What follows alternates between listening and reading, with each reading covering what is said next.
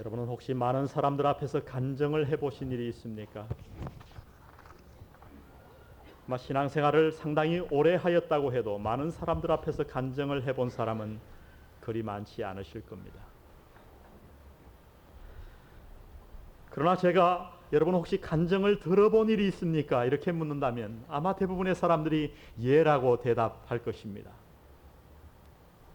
우리들은 간증하라 그러면 당황하고 싫어합니다. 그러나 간증 듣기는 무척 좋아하는 것 같아요. 그래서 오늘날 그저 부흥 사경회 이런 것 말고도 유명한 집회가 하나 생겼는데 이름하여 간증 집회가 생겼습니다. 어느 부흥회보다도 간증 집회에는 사람들이 많이 몰립니다. 특별히 유명한 어떤 연예인의 간증 집회, 아마 이 교회가 차고 넘칠 것입니다. 전국적으로 유명한 간증 강사들은 초청하기가 그렇게 쉽지가 않아졌습니다. 이제는. 그래서 제가 지난번에 한번 간증 집회를 할 때 몇 분에게 연락을 해봤더니 목사님 적어도 1년 전에는 예약을 하셔야 합니다. 이제는 간증 한번 들으려고 그러면 1년 전에 예약을 하게 생겼어요. 그들은 1년에도 수백 번씩 수년 동안 간증만 하러 다닙니다. 그뿐만 아니라 그것도 모자라서 요사이는 아예 테이프나 책까지 만들어 냅니다. 그러나 여러분, 한번 이런 질문을 해본 적이 있습니까? 간증이 도대체 무엇입니까? 여러분은 간증의 뜻을 아시나요? 교회에서 그렇게 많은 간증이라고 얘기하지만은 간증의 뜻을 정확하게 아는 분은 많지 않은 것 같아요. 제가 어느 날 어떤 사람을 만났더니 자기가 교회에 처음 나간 때가 언제냐? 간증 집회였는데 자기는 그 당시에 간증 집회다 이렇게 막 사람들이 얘기를 하길래 간장 집회인지 알았대요. 샘표 간장 무슨 간장, 간장에 대해서 교회에서 무슨 소개를 특별히 해주나 보다 그러고 나왔다가 간증을 듣고 예수를 믿었노라고. 이 간자는 우리가 한자말로 해서 범할 간을 씁니다. 그러니까 쉽게 얘기하면 무엇을 간증하는 거냐 하면 문자적으로 내가 무슨 잘못을 범한 것을 다른 사람에게 증거하는 거예요. 그게 좋은 얘기는 아니에요. 나의 허물을 다른 사람 앞에 얘기하는 것입니다. 신학적으로 좀 더 풀어서 얘기한다고 하면 하나님을 만난 후에 발견한 자신의 허물과 잘못됨을 그리고 그 이후에 그 잘못을 어떻게 고쳐나갔는가 하는 변화를 사람들에게 얘기하는 것을 간증이라 그럽니다. 하나님 만나기 전에는 아무 이상이 없었어요. 이만하면 돈도 꽤 모았고 공부도 할 만큼 했고 남부럽지 않게 살아왔고 특별히 그동안 나쁜 일 한 것도 없습니다. 한마디로 말하면 괜찮은 인상이었어요. 자기의 인생이 남보다 못하지 않은 줄 알았어요. 부러운 인생이 별로 없었습니다. 그런데 하나님을 만나고 보니 그게 아닌 거예요. 지금까지 아무 잘못이 없는 줄 알았는데 허물투성이인 겁니다. 어둠이 있을 때는 못 봤는데 밝은 데 나오니까 자기의 얼굴과 온 양복에 먼지투성이인 거예요. 잘못투성이인 거예요. 그래서 도저히 이것을 감추고 있을 수 없어서 하나님 앞에 사람 앞에 이것을 얘기하는 것, 그것을 간증이라고 합니다. 내가 이제는 과거의 잘못된 생활을 버려버리고 이제는 새로운 삶을 찾았습니다. 내 생각이 달라졌고 내 삶의 자세와 철학이 달라졌습니다. 라고 사람들에게 담대하게 자기를 소개하는 것, 이것을 간증이라 얘기합니다. 그런데 오늘날 교회 안에 이 간증에 대한 잘못된 두 가지 태도가 있는 것 같습니다. 첫 번째는 무간증입니다. 간증이 없는 거예요. 간증은 어떤 특별한 사람만 하는 것이지 나 같은 것은 간증이 없어도 된다고 생각하는, 그래서 그리스도인들이 무간증으로 살아가는 것, 잘못된 태도입니다. 또 하나는 비간증입니다. 간증을 하긴 하는데 가만히 들어보면 잘못된 간증을 하는 것이에요. 여러분, 간증이라고 하는 것은 유명한 어떤 강사만 하고 다니는 것이 아닙니다. 그리스도인이라면 누구나 할 수 있는 것이요, 아니 그리스도인이라면 누구나 해야 할 것이 간증이라고 성경은 소개해 주십니다.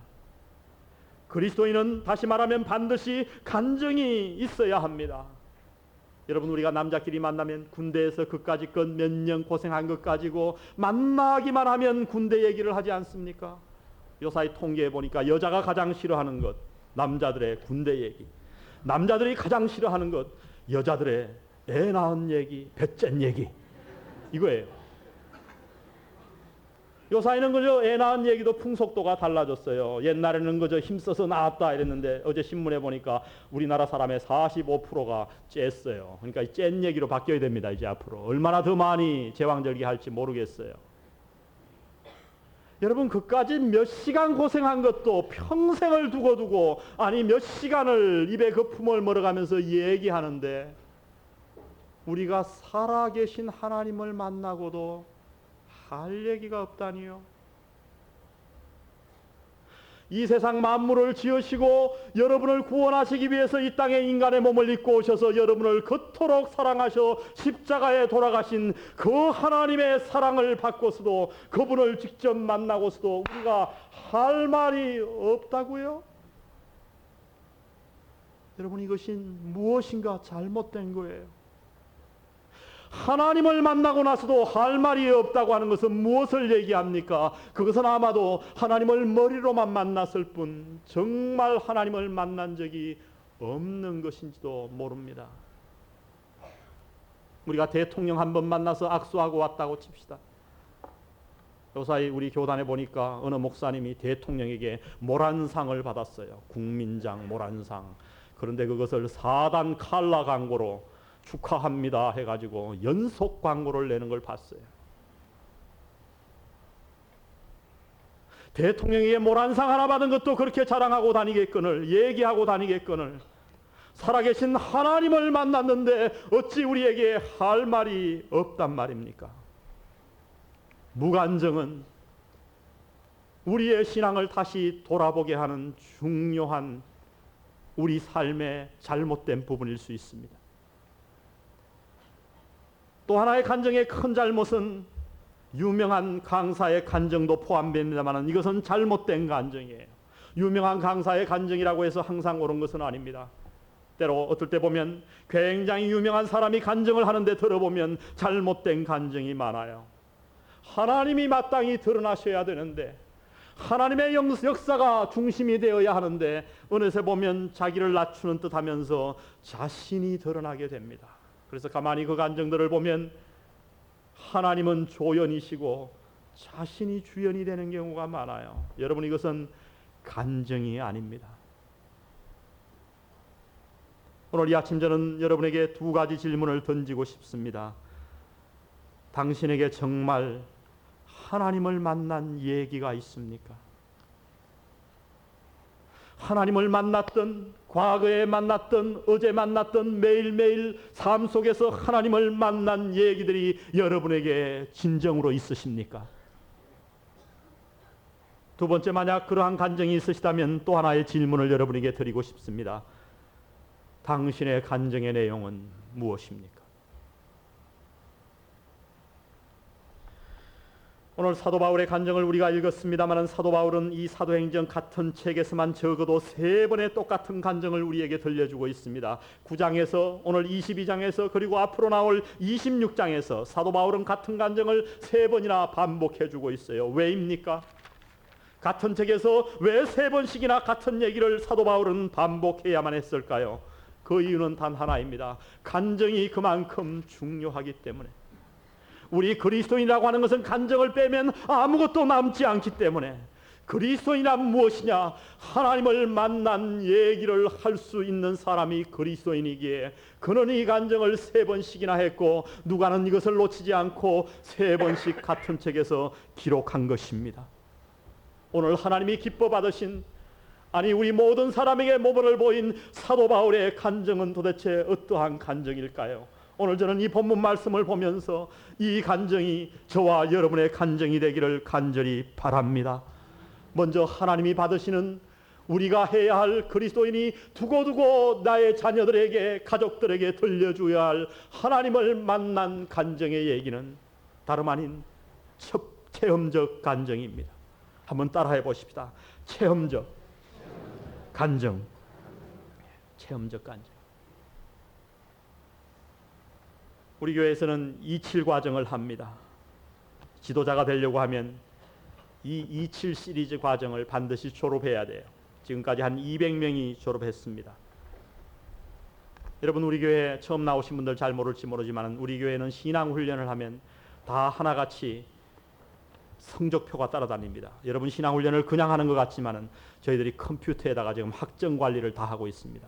그래서 교사가 되려면 필수 과목이 어떤 것이고, 성가대를 하려면 필수 과목이 어떤 것이고, 여러분 다 달라요. 식당에서 밥을 해도 필수 과목이 있습니다. 아무나 봉사할 수 있는 게 아니에요. 근데 이 지도자가 되려고 하면, 교사가 되려고 하면 적어도 27 과정 2년을 반드시 졸업해야 합니다. 제가 유예기간을 2001년까지 두었기 때문에 2001년 이후에 27 과정을 졸업하지 않은 분은 모든 목자와 가르치는 대상에서 제외되겠습니다. 그때까지 다 하셔야 돼요. 근데 이 27 과정을 하는데 어떤 과정이 있냐면 구원 간증이라는 게 있어요. 내가 구원받은 것을 간증하는 거예요. 근데 문제는 뭐냐면 이 구원 간증을 5분 만에 해야 됩니다. 종이 한두 장에 다 맞춰야 돼요. 그래서 이 숙제를 내면 사람들이 다 저에게 얘기해요. 목사님, 예수님 만난 얘기를 어떻게 5분 안에 합니까? 30분을 줘도 다 못하겠거든요.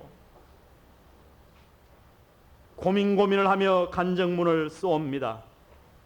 그러나 여러분, 제가 깨달은 게 뭔지 아세요? 5분에 못하면 1시간을 줘도 못하는 거예요. 오늘 이 사도 바울의 간증을 보니까 그의 간증을 3번이나 했는데 3번 모두 3분도 안 되는 시간에 다 맞춰버렸습니다. 그러나 그는 하나님의 만난 얘기를 너무나도 요약적으로 잘 우리에게 전해주고 있어요. 여러분, 예수님을 만난다는 건 어떤 것인지 압니까? 예수님을 만났다고 하는 것은 내 인생이 정리되었다는 거예요. 예수님의 눈으로 내 과거를 바라봤고, 예수님의 철학으로 내 인생관을 비춰봤어요. 예수님의 비전으로 내 미래를 봤어요. 그러면 내 모든 인생이 일목요연하게 정리된 거예요. 왜 간증이 없는가? 예수님을 만나 예수님 앞에서 내 인생을 정리해본 경험이 없기 때문에 그래요. 정말 예수님을 만난 사람은 1시간 걸려서가 아니라 단 5분에 걸려서 내 인생을 요약할 수 있어야 합니다. 오늘 사도 바울의 자신의 인생의 요약을 우리 한번 조금 더 들여다보기를 원합니다. 3절 보십시오. 그는 먼저 자신의 출생에 대해서 이렇게 얘기합니다. 나는 유대인으로 길리기아 다소에서 났고. 여러분, 얼마나 간단합니까? 그러나 들어갈 것은 다 들어갔어요. 자신은 태어나면서부터 유대인이었다고 하는 거예요. 그리고 다소에서 자라났다는 겁니다. 이 다소에서 났다, 이 말이 왜 중요할까요? 21장 39절을 가보십시다. 바울이 가로되 나는 유대인이라 뭐가 아닌 길리기아 다소성의 시민이니 소읍이 아닌, 이 소읍이 뭐예요?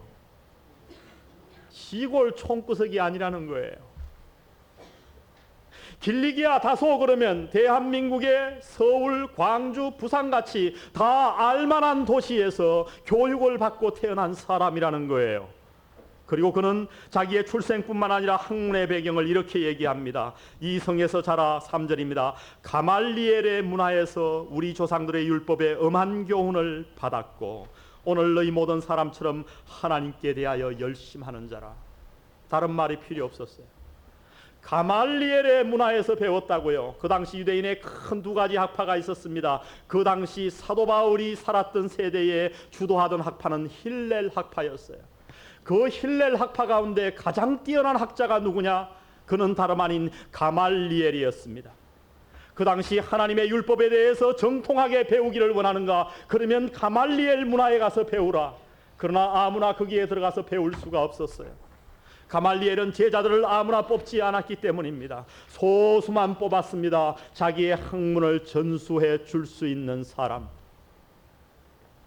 오늘날로 말하면 어느 신학교보다도 훌륭했던 유명한 신학교 교수, 목사님 밑에 가서 가말리엘 문화에서 하나님의 율법을 통달하며 배웠다고 사도 바울은 자기의 과거를 소개해 줍니다.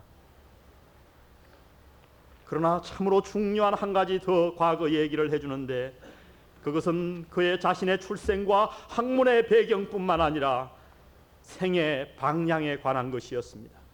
그것이 바로 4절과 5절에 나와 있습니다. 같이 한번 보십시다. 제가 읽겠습니다. 내가 이 돌을 핍박하여 사람을 죽이기까지 하고 남녀를 결박하여 옥에 넘겼노니 이에 대제사장과 모든 장로들이 내 증인이라. 또 내가 저희에게서 다메섹 형제들에게 가는 공문을 받아가지고 거기 있는 자들도 결박하여 예루살렘으로 끌어다가 형벌받게 하려고 가더니 그의 생의 방향과 목적은 무엇이었는가? 예수 믿는 자들을 핍박하는 것이었다고 하는 거예요. 지금 사도 바울이 하는 말이 뭔지 아십니까? 여러분, 당신들이 지금 내가 예수 믿는다고 핍박하고 있지요. 나는 그 정도가 아니었어. 과거에 세 가지를 얘기합니다. 나는 예수 믿는 자를 핍박하는 정도가 아니라 그들을 죽였습니다.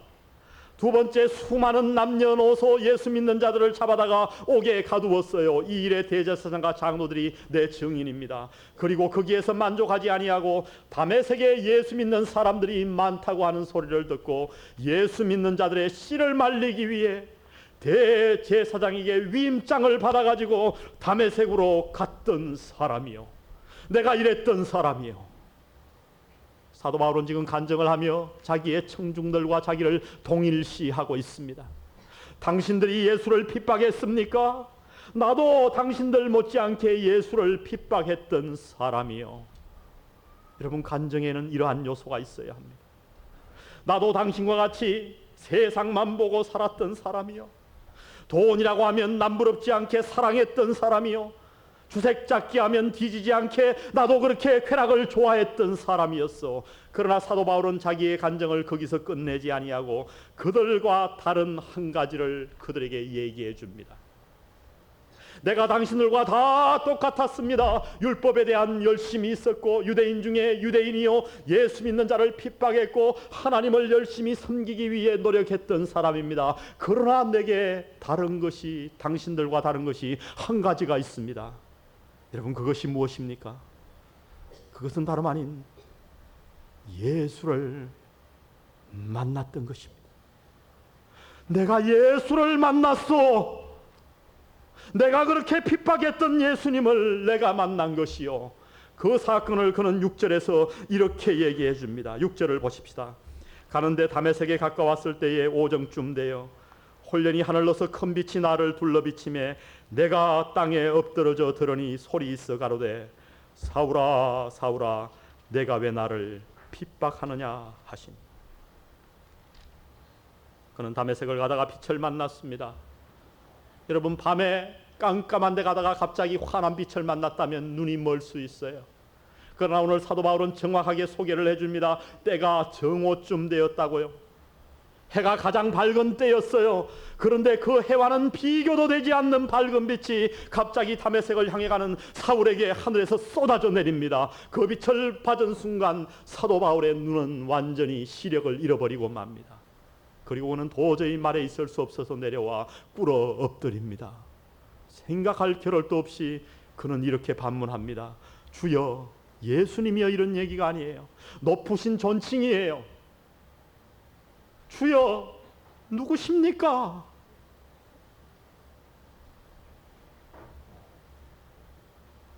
예수님은 자기를 이렇게 소개해 주십니다. 나는 네가 핍박하는 예수라. 그 다메섹으로 달려가며 자신의 인생이 옳았다고 생각하며 자신이 정말 다른 사람보다 옳게 살아왔다고 생각하며 달려가던 다메섹을 향해 달려가던 사울에게 주님은 나타나셔서 이렇게 말씀합니다. 사울아 사울아 네가 왜 나를 핍박하느냐. 주여, 누구십니까? 나는 내가 핍박하는 예수다. 여러분, 무엇을 얘기하는 겁니까? 바울이 예수님을 믿은 것은 지식에서 나온 것이 아니었다고 하는 거예요. 여러분, 지식이라고 말하면 사도 바울을 누가 따라가겠습니까? 서울대학을 나온 사람이 따라가겠습니까? 하버드 대학을 나온 사람이 따라가겠습니까? 지식이라면 그 당시에 철학이라면 달통했던 사도 바울이었지만은 사도 바울이 지금 얘기하는 것은 내가 예수님을 믿은 것은 나의 지식으로 말미암아 믿은 것이 아니라고 하는 겁니다. 그의 논리 때문에 믿은 것도 아니요, 그의 철학을 통해서 믿은 것도 아니었습니다. 그가 예수를 믿은 것은 다름 아닌, 사도 바울은 이렇게 소개합니다. 내가 예수를 믿은 것은 나의 지식과 철학이 아니요, 논리가 아니요, 그것은 다름 아닌 예수님과의 만남이었소.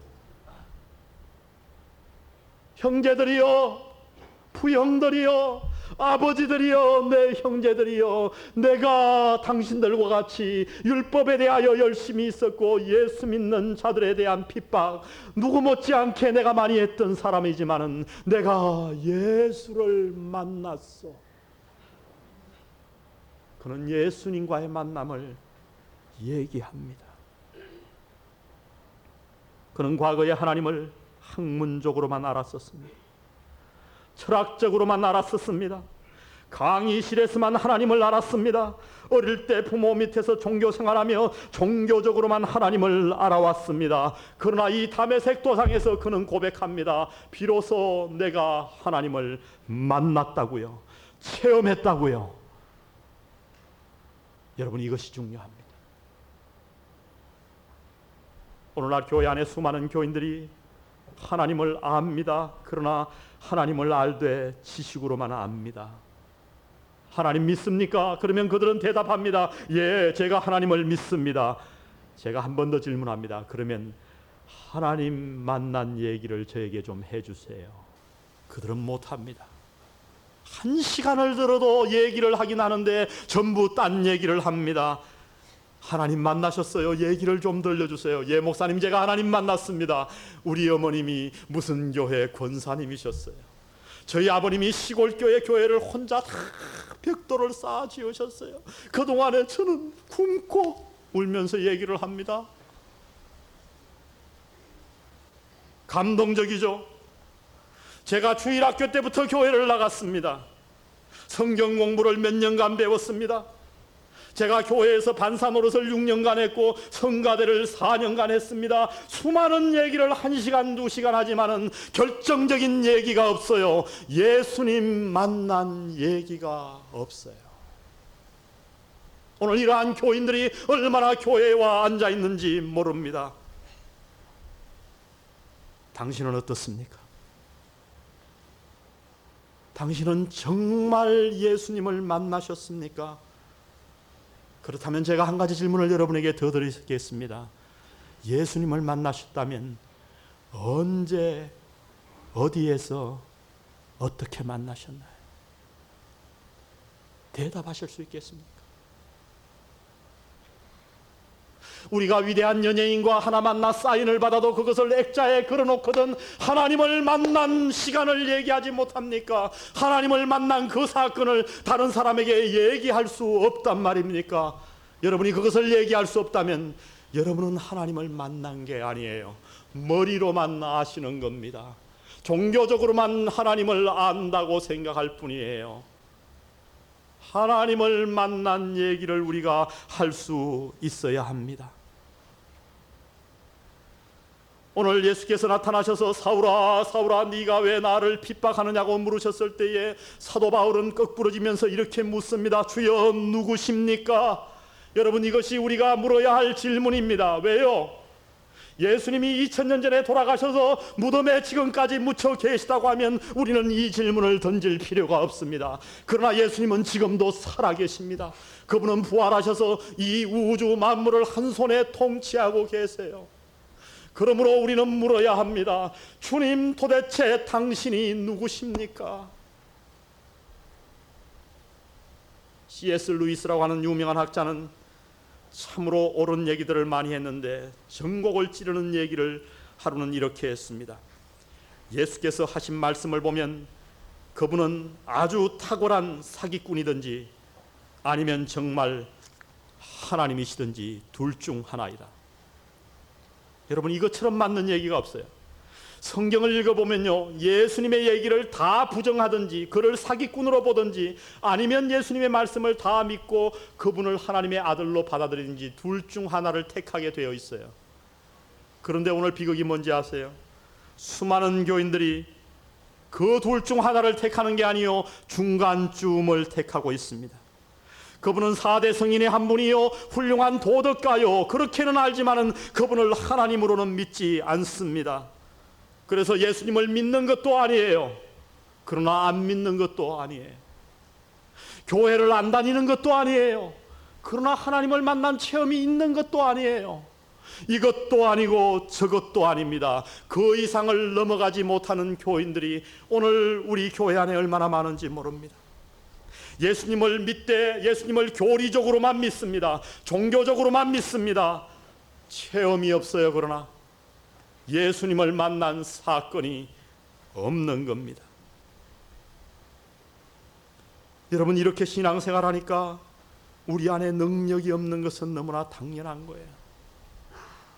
예수님을 믿는가? 예, 그분은 하나님의 아들이시죠. 머리로 믿어요. 옛날에 우리 죄를 위해 십자가에 달려 돌아가셨대요. 믿어요. 그런데 예수님을 막상 만난 적이 없어요. 과거에 만난 체험도 없고 어제 만난 체험도 없고 한 달 전에 만난 것은 더더욱 기억이 없어요. 그래서 예수님 만난 얘기를 하라 그러면 딴 얘기만 늘어놓습니다. 자기 팔자 타령이나 하고 맙니다. 예수님 만난 얘기는 못해요. 왜? 없거든요. 사랑하는 성도 여러분, 이것은 신앙생활이 아닙니다. 당신은 주님을 만나셨습니까? 어제 만나셨습니까? 지금 주님을 만나고 계십니까? 여러분, 예수님을 만나는 게 얼마나 기쁜 일인지 아세요? 얼마나 감격적이고 얼마나 충격적인 일인지 아세요? 그분을 만나는 것이 얼마나 마음의 평화를 가져다 주는지 아세요? 이 세상에 아무런 고난이 와도 문제없어요. 예수님을 만난다면요. 여러분, 예수님을 만나는 것은 능력입니다. 평강입니다. 치유받는 겁니다. 충분히 용서할 수 있는 겁니다. 기쁨 그 자체입니다. 능력의 이름 예수십니다.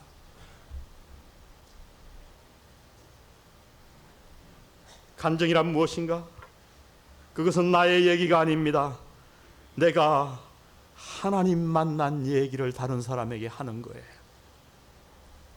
하나님에 관한 얘기도 아니요, 하나님에 관한 들은 얘기도 아니요, 내가 하나님을 만난 얘기입니다. 오늘 이 체험적인 간증이 여러분에게 있기를 주의 이름으로 축원드립니다. 과거에 언제 하나님을 만나셨나요?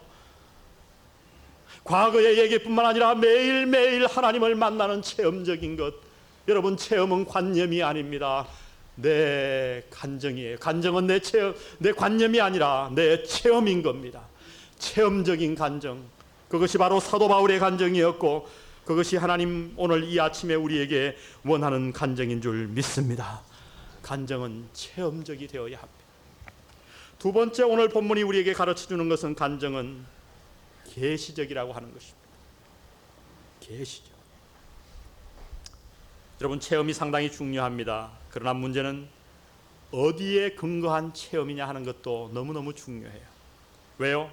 체험은 반드시 사실화되어야지, 만약 그렇지 않으면 이 체험은 하나의 주관적인 체험으로 끝나버리는 거예요. 많은 사람들이 간증을 하는데 보면 하나님의 진리의 말씀에 근거하지 아니하고 자기 감정을 얘기할 때가 많아요. 옛날 어느 목사님이 시골교회 부흥회를 가셨다고 합니다. 여러분, 가서 설교를 하는데 한 할머님이 자꾸 눈물을 흘리시는 거예요. 사실 이 설교하는 사람 입장에서 보면 말똥말똥하게 듣는 것보다 우는 게 훨씬 기분이 좋습니다. 사실 그렇다고 매일 습관적으로 울면 그건 안 돼요. 그러나 가끔은 울어주셔야 돼요. 그래서 목사님들이 앞으로는 사모 세미나를 하는데 뭐라고 하는지 아세요? 사모님들 보고 목회를 어떻게 돕는가? 딴 거 못하거든 앞에 앉아서 무조건 울어라. 알아서 푹푹 울면 목사님이 신이 나서 설교를 한다는 거예요. 그 일리 있는 얘기예요. 근데 이 강사님이 설교를 하니까 앞에 있는 할머님이 계속 우는 거예요. 그래서 그날 1시간 할 설교를 보너스로 너무너무 신이 나서 20분 더 했습니다. 열정적으로 예배 끝날 때까지 눈물을 못 걷지. 그래서 할머니를 가서 만났습니다. 축복을 해주려고. 할머니, 도대체 무엇이 그렇게 은혜가 되고 찔림이 되어서 설교 내내 그렇게 우셨습니까? 그랬더니 이 할머니가 더 부흥 강사님의 손을 잡고 응응응응 웁니다. 이거 참 큰 회개를 했나 보다, 주여. 그리고 기도를 해주려고 그러는데 할머님이 얘기를 하는 거예요. 얘기인즉슨 자기가 1년 전에 돼지 한 마리를 샀다는 거예요. 새끼를 아주 예쁜 걸 샀는데 그 돼지 새끼를 자기가 3개월 동안 정말 자식같이 잘 길렀어요. 그 돼지가 얼마나 통통하고 살이 쪘던지 그날 어느 날 아침에 나가보니까 그 돼지가 죽었어요. 그런데 오늘 강대상에 싹 선 목사님 얼굴을 보니까 얼마나 통통하신지 1년 전에 죽은 제 돼지가 생각이 나서. 여러분, 이게 참 극단적인 얘기입니다만은 이런 감정들이 오늘 우리 주위에 너무 많아요. 자기 감정에 도취해요. 하나님의 계시된 말씀이 없어요. 여러분, 이것은 간증이 아닙니다. 그것은 하나의 밖에 나가서도 얼마든지 들을 수 있는 새마을 운동본부의 감동적인 얘기일 수 있어요. 간증은 내 체험 내에서 나와야 함에도 물론 나와야 되겠지만 또 하나 중요한 것은 계시된 하나님의 말씀에 근거해야 할 줄로 믿습니다. 여러분, 계시가 뭡니까? 계시라고 하는 것은 열어 보이는 거예요. 오늘 이 본문에 보니까 바울이 하나님을 찾아간 것이 아니요 하나님이 나타나셔서 자기를 바울에게 계시해 주셨습니다. 여러분, 이것이 종교와 복음의 차이예요. 종교는 뭔지 아십니까? 내가 하나님을 찾아가는 것입니다. 그러나 복음은 하나님이 우리를 찾아오시는 거예요. 모든 종교는 방법이 잘못되어 있어요. 그 동기가 잘못된 게 아니에요. 선행을 통해서나 아니면 철학을 통해서나 무슨 열심을 통해서든지 하나님을 찾아가려고 하는 거예요. 근데 문제는 뭐예요? 그 방법으로는 하나님께 갈 수 없다라는 겁니다. 우리의 노력으로 우리가 하나님을 찾아갈 수 있었다면 하나님이 인간의 몸을 입고 이 땅에 오실 필요가 없으셨습니다. 그러나 그것이 되지 않았기 때문에 하나님이 우리를 만나러 찾아오셨어요. 여러분, 바울이 예수님을 찾았습니까? 아니요, 바울은 지금 예수님 있는 자를 핍박하고 예수님을 핍박하기 위해 다메섹으로 가고 있었습니다. 그런데 그렇게 예수님을 핍박하기 위해 다메섹으로 가던 그 사울에게 예수님이 나타나셨어요. 여러분, 이것이 간증의 토대가 되어야 합니다. 나를 찾아오신 하나님, 나에게 말씀하신 진리의 말씀이 근거가 돼 우리의 간증을 나타내야 하는 것입니다. 오늘 제가 이렇게 말씀드리면 이 가운데 많은 사람들이 이렇게 질문할 거예요. 목사님, 너무나 불공평합니다. 사도 바울은 예수님 믿는 자를 그렇게 감옥에 가두려고 예수님을 핍박하는데 예수님이 사랑해서 그에게 나타나셔서 그의 방향을 돌이켜 주셨는데 나는 사도 바울과 같이 예수 믿는 자 핍박한 적도 없는데 왜 나한테는 예수님이 안 나타나십니까? 많은 사람들이 이렇게 질문합니다. 여러분, 과연 그럴까요? 예수님이 정말 우리에게 나타나지 않으셨을까요? 성경을 자세히 읽어보십시오. 그 말은 틀린 말이에요. 성경에 나타난 하나님은 어떤 하나님인가? 하나님은 언제나 찾아오시는 하나님이셨어요. 우리에게 자기를 열어 보이시는 하나님, 우리에게 자신의 뜻을 계시해 주시는 하나님이십니다. 아담이 범죄해서 하나님의 곁을 멀리 떠났을 때 아담이 하나님을 찾아간 것이 아니고 하나님이 아담을 찾아오셔서 말씀하십니다. 아담아, 아담아, 내가 어디 있느냐? 가인이 자기 동생 아벨을 돌로 쳐 죽이고 뻔뻔하게 아닌 척하고 있을 때에 가인이 하나님을 찾아가기 전에 하나님이 가인을 찾아오셔서 물으십니다. 가인아, 내 아우 아벨이 어디 있느냐? 이제 예수님을 핍박하기 위해 다메섹으로 가던 사울이 하나님을 찾은 것이 아니요 하나님께서 사울에게 나타나셔서 사울아, 사울아, 내가 왜 나를 핍박하느냐? 여러분, 오늘 우리에게 하나님이 나타나지 않는다고요? 요한계시록 3장 20절에서 예수님은 이렇게 말씀하십니다. 볼지어다, 주목하라는 말이에요. 볼지어다, 내가 문 밖에 서서 두드리노니. 중요한 것은 시제예요. 한 번만 두드리는가? 아닙니다. 현재형이에요. 계속해서 두드리십니다. 하나님은 우리를 만나기 위해 과거에도 우리의 마음 문을 두드리셨고 어제도 두드리셨고 오늘도 두드리시는 줄 믿습니다. 문제는 무엇인가? 내가 그 음성을 듣지 못하기 때문이에요. 오늘 9절 말씀을 우리 한번 보시기를 바랍니다. 다 같이 한번 읽겠습니다. 9절 말씀 우리 다 같이 한번 읽겠습니다. 시작. 나와 함께 있는 사람들이 빛은 보면서도 나더러 말하시는 이의 소리는 듣지 못하더라. 예, 그 9절을 손가락으로 짚으시고 우리 9장으로 한번 가보겠습니다. 사도행전 9장입니다.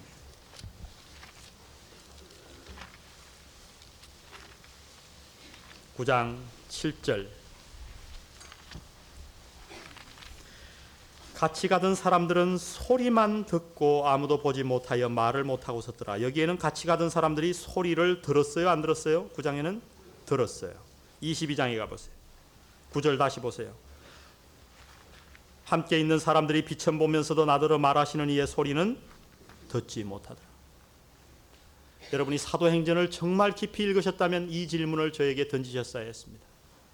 왜 사도 바울이 똑같은 간증을 했는데 9장에서는 같이 가던 사람들이 소리를 들었다고 얘기했는데 22장에서는 듣지 못했다고 얘기했는가? 여러분, 이 말씀을 잘 아는 것이 중요해요. 여러분, 우리나라 말에도 똑같습니다. 어떤 사람은 귀가 좀 밝아요. 어떤 사람은 청각이 좀 어두워요. 이 두 사람이 같이 있다가 저기에서 멋있는 음악 소리가 나옵니다. 야, 저 소리 들려? 잘 안 들리는데. 근데 자세히 조용해 보니까 음악 소리가 들려요. 그 다음에 또 묻습니다. 너 저 음악 소리를 알아들을 수 있니? 음악을 아냐는 거예요. 똑같이 듣는다 소리지만은 청각으로 듣는 거하고 이해한다는 뜻으로 쓰이듯이 마찬가지예요. 헬라어에서는 영어도 마찬가지지만은 어떤 동사에다가 소유격을 붙이느냐 목적격을 붙이느냐에 따라 뜻이 달라집니다. 듣는다라는 단어에 소유격을 붙이면 청각을 뜻해요. hear. 그러나 목적격을 붙이면 이해한다는 뜻이에요. 종합해보면 이런 얘기예요. 똑같은 얘기입니다. 같이 갔습니다. 그런데 하늘에서 우레 같은 소리가 있었던 것 같아요. 사울아, 사울아, 네가 왜 나를 핍박하느냐 하고 꽝, 다른 사람들에게는 그냥 무슨 소리가 들렸어요. 그러나 그 중에 그 말씀을 이해한 사람은 사도 바울 혼자밖에 없었다고 하는 겁니다. 여러분, 예수님은 언제나 우리에게 개인적으로 계시해 주십니다. 개인적으로 말씀해 주십니다. 공동체적으로 말씀해 주지 않아요. 여러분이 이 예배 시간에 와서 설교를 듣는 이 자리에 와 앉아 있다고 해서 여러분이 오늘 설교 말씀을 이해할 것이라고 생각하지 마십시오. 똑같은 사람이 여기 와 앉아 있지만은 이 말씀을 이해할 수 있는 사람이 있고 이해할 수 없는 사람이 있는 거예요. 우리의 간증은 어디에 근거를 두어야 하는가? 이해된 하나님의 말씀에 근거해야 할 줄 믿습니다. 제가 설교를 해봐도 그래요. 어떤 사람들은 신앙생활이 1년, 2년, 3년 되면 정말 변합니다. 말씀을 깨닫습니다. 그런데 신기한 게도 지난 1년 전에 졸던 사람은 여전히 지금도 주여 소리만 듣는 것이죠. 아무런 변화가 없는 것이죠. 사랑하는 성도 여러분, 하나님은 사울에게만 말씀하실 뿐 아니라 아담에게, 가인에게만 말씀하실 뿐 아니라 오늘 우리에게도 찾아오셔서 말씀하시는 줄 믿으시기를 바랍니다. 문제는 우리가 그 말씀을 어떻게 이해할 수 있느냐는 거예요. 간증을 여러분의 간증으로, 감정으로 나누지 마시고 들려오는 하나님의 말씀에 근거하시기를 바랍니다. 우리의 간증은 체험적인 간증이 되어야 합니다. 계시적인 간증이 되어야 합니다. 마지막 오늘 본문이 가르쳐주는 우리의 간증은 다름 아닌 적용적 간증이 되어야 합니다. 다 같이 한번 따라해 보십시다. 적용적 간증. 나는 내가 핍박하는 예수다.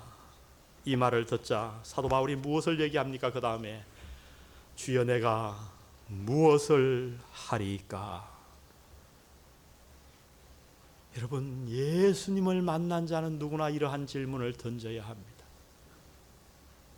주님, 내가 무엇을 하기를 원하십니까? Lord, what do you want me to do? 직역하면 내가 무엇을 하기를 원합니까? 내가 당신의 원하는 대로 다 따르겠습니다. 술 먹는 습관을 끊으라면 끊겠습니다. 주색 잡기에 빠져서 색욕을 즐기던 내 생활 습관을 끊으라 하시면 제가 끊겠습니다. 돈만 알고 살아왔습니다. 부부관계가 나빴습니다. 제가 이 모든 잘못을 돌이키라 하시면 돌이키겠습니다. 주여, 내가 무엇을 하리까? 간증이 뭔지 압니까? 많은 사람들의 간증이 과거에 예수님을 만난 얘기만 합니다. 예수님 만나고 끝나요. 그러나 그것은 간증이 아닙니다. 간증은 언제나 현재형이에요. 예수님 만난 이후에 얘기가 있어야 돼요. 할 얘기가 있어야 돼요. 예수님 만나서 내가 오늘 이렇게 변했습니다. 내 생각이 이렇게 바뀌었습니다. 내 가치관이 바뀌었습니다. 부형들이여 내 얘기를 들으시오. 내가 예수님을 핍박하기 위해 다메섹으로 가다가 예수님을 만났어. 그리고 내가 이렇게 바뀌었어. 사랑하는 성도 여러분, 여러분에게 예수님 만나고 나서 바뀐 얘기들이 있습니까? 내 가정생활이 달라졌습니다. 누구에게나 얘기할 수 있어야 합니다. 내 개인 생활이 달라졌습니다. 내 직장 생활이 이렇게 달라졌습니다. 내 취미가 바뀌었어요.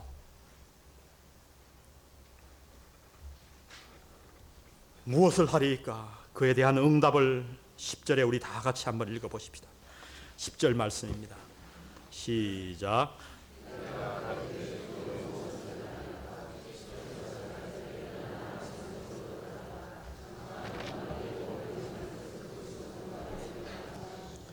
일어나 다메섹으로 들어가라. 어디로 들어가요? 다메섹으로. 여러분 이상하지 않아요? 지금 다메섹에 있는 예수 믿는 자들 잡으러 갔는데 예수님 만났어요. 그럼 예수님 뭐라 그래야 돼요? 빠꾸해서 예루살렘으로 가거라 그래야 되는데 다메섹으로 가라는 거예요. 여러분 이것이 중요해요. 많은 사람들이 예수 믿고 나면 어떻게 하는지 아십니까?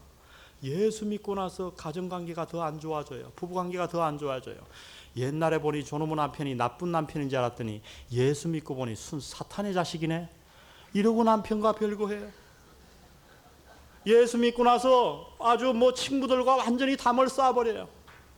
여러분 그것은 예수 믿는 간증이 아니에요. 그 신앙생활 누가 못해요? 산으로 들어가는 도피하는 신앙생활 누가 못해요? 여러분 예수 믿고 나서 여러분의 술친구를 그대로 만나셔야 합니다. 예수 믿고 나서도 그대로 사이 좋지 않은 시어머니와 같이 지내셔야 돼요. 그러나 문제는 뭐예요? 다메섹 장소는 바뀌지 않았지만 이제는 목적이 바뀌었어요. 옛날에는 다메섹으로 예수 믿는 자들을 핍박하기 위해 갔지만은 이제는 예수님의 하나님의 말씀을 듣기 위해 그곳에 있는 신자들을 격려하기 위해 사도 바울은 다메섹으로 가야 했습니다. 여러분 이 목적이 바뀌시기를 바랍니다. 예수 믿고 나도 나의 환경은 달라진 것이 아무것도 없습니다. 그러나 오늘부터 내 목적은 바뀌어야 합니다. 왜 술 먹는 친구를 만나는가? 같이 즐기기 위해서가 아니에요. 옛 생활은 끊어버렸지만 한 사람이라도 그들을 주님 앞에 인도하기 위해. 왜 나를 핍박하는 남편과 같이 지내야 하는가? 그를 주님의 말씀으로 인도하기 위해 우리는 그 자리에 가야 할 줄로 믿습니다. 오늘 저는 이 아침에 몇 가지 질문을 드리며 이 설교를 마치려고 합니다. 사도 바울은 오늘 이 설교를 아마 자기의 인생의 마지막으로 생각했던 것 같습니다. 스데반의 얘기까지 하는 걸 보면 그래요. 저들이 다 돌을 쥐고 사도 바울을 지금 치면서 흥분해 있는 그 상태에서 내가 어쩌면 이 말을 하고 죽을지도 모른다. 여러분 이 위기 상황에 당하면 어떻게 해서 그 죽음을 모면해 볼까 생각하는 것이 사람의 본능이지만 사도 바울은 이 위험한 지경에서도 자기의 간증을 나눕니다. 오늘 우리 주위에 수많은 사람들이 죽어져 갑니다. 하나님을 모르고 있어요. 하나님의 음성을 듣지 못하고 죽음의 길로 달려가는 내 가족과 내 주위 사람들이 얼마나 많습니까? 왜 그들은 주님 앞으로 돌아오지 못합니까? 우리가 우리의 얘기를 나누지 않기 때문은 아닙니까? 당신은 정말 예수님을 만난 체험적인 사건이 있으신가요? 하늘의 음성을, 주님의 음성을 들어보셨나요? 그리고 예수님 만난 이후에 계속되어지는 얘기가 있습니까? 그들에게 전해줄 얘기, 당신의 가정에서 생긴 놀라운 변화의 얘기, 당신의 취미 생활이 바뀐 그 놀라운 얘기, 내 인생관과 내 마음에 바뀌어버린 그 놀라운 얘기들, 그 얘기를 당신은 오늘 갖고 계신가요? 우리 한 1, 2분간 조용히 묵상하면서 우리의 사랑하는 형제 김성수 형제께서 우리가 잘 아는 찬양 하나를 불러드릴 겁니다. 이 찬양을 눈을 감고 조용히 묵상하며 들어보시기를 바랍니다. 놀라운 가사는 이렇게 시작합니다. 매일 스치는 사람들, 내게 무얼 원하나? 공허한 그 눈빛은 무엇으로 채우나? 모두 자기 고통과 두려움 가득 감춰진 울음소리 주님 들으시네. 그들은 모두 주가 필요해. 깨지고 상한 마음 주가 여시네. 그들은 모두 주가 필요해. 모두 알게 되리 사랑의 주님. 우리의 얘기를 저들에게 들려주어야 합니다. 오늘 이 찬양이 여러분의 찬양 되시기를 부탁드립니다.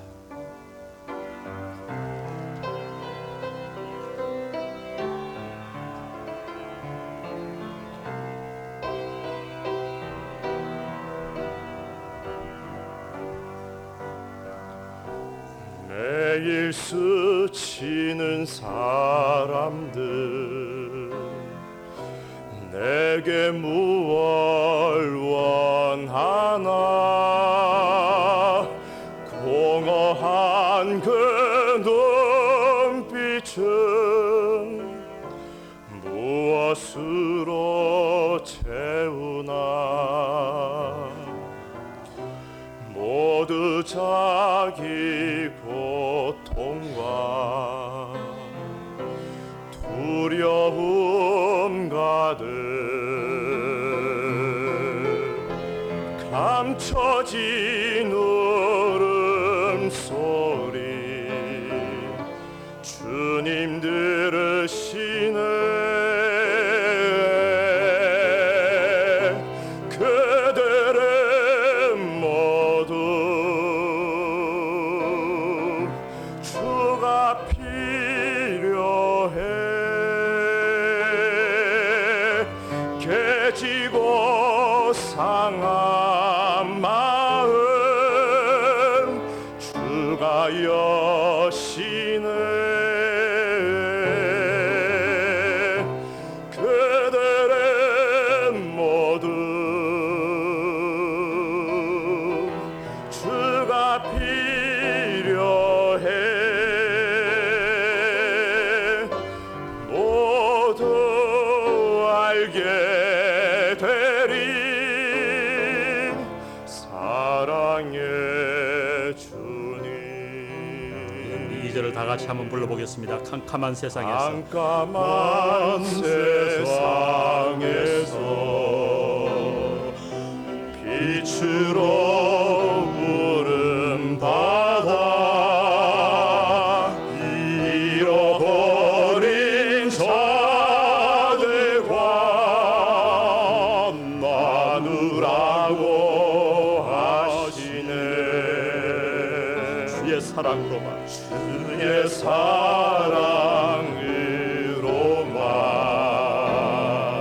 사랑할 수 있네. 우리가 나를 때에 그들 알겠네. 그들은 모두 주가 필요해. 깨지고 상한 마음 주가 여시네. 그들은 모두 주가 필요해. 모두 알게 되리 사랑의 주님.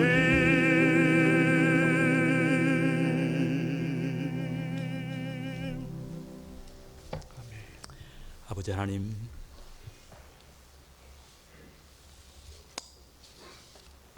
우리에게 종교적인 껍질만 있고 머리에 지식만 있고 하나님 만난 체험이 없어서 우리 마음이 메마르고 남들에게 얘기할 거리가 없음을 이 시간에 가슴 아파하며 바라봅니다. 정말 하나님과 독대한 적이 언제인지 까만 기억일 뿐입니다. 주님, 이 시간 우리를 만나 주십시오. 다메섹 도상에서 애타게 사울의 이름을 부르시던 그 음성을 우리가 들을 수 있도록 주여 인도해 주옵소서. 우리의 예수님 만난 이후에 삶이 없어서 수많은 우리의 자녀들이 신음하고 있습니다. 예수님 만난 이후에 얘기를 못 들어서 가슴 아파하는 주위의 형제들이 있습니다. 주님, 예수님 만난 이후의 얘기를 따뜻한 사랑방 안에서 우리의 사랑하는 자녀들을 품에 안고 얘기할 수 있도록 주여 우리 안에 간정이 넘치게 하옵소서.